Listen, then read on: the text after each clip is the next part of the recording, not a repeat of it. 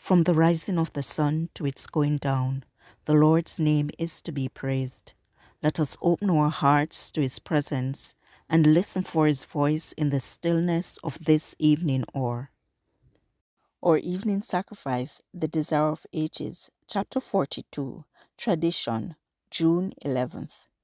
Fair is the sunshine, fairer still the moonlight, and o'er the twinkling starry host Jesus shines brighter, Jesus shines purer than all the angels heaven can boast.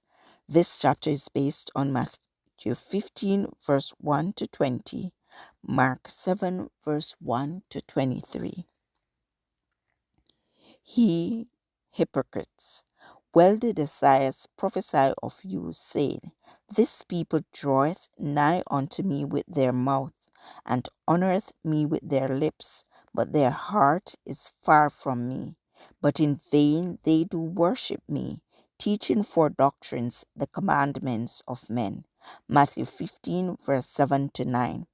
Never by word or deed did Jesus lessen man's obligation to present gifts and offerings to God.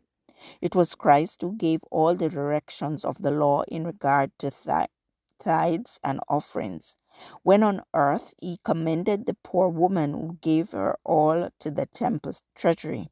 But the apparent zeal for God on the part of the priests and rabbis was a pretense to cover their desire for self-aggrandizement. The people were deceived by them. They were bearing heavy burdens which God had not imposed.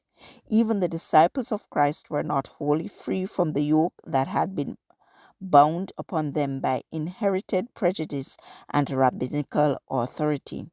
Now, by revealing the true spirit of the rabbis, Jesus sought to free from the bondage of tradition all who were really desirous of serving God.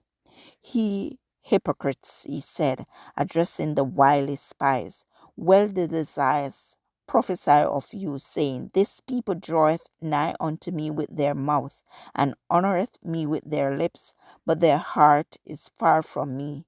But in vain they do worship me, teaching for doctrines the commandments of men. The words of Christ were an arraignment of the whole system of Phariseeism.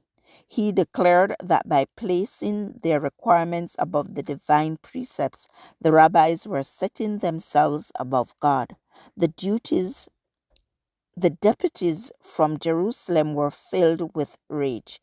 They could not accuse Christ as a violator of the law given from Sinai, for he spoke as its defender against their traditions. The great precepts of the law, which he had presented, appeared in striking contrast to the petty rules that men had devised. To the multitude and afterward more fully to his disciples, Jesus explained that defilement comes from without, but from within. Purity and impurity pertain to the soul. It is the evil deed, the evil word, the evil thought, the transgression of the law of God, not the neglect of external man-made ceremonies, that defiles a man. This passage was taken from The Desire of Ages, page 397, Pacific Press, Publishing Association, copyright 2005, or Evening Sacrifice, June 11th. I encourage you to connect with God and receive strength to overcome obstacles each day. Thank you for listening. Please join us tomorrow as we offer up our evening sacrifice.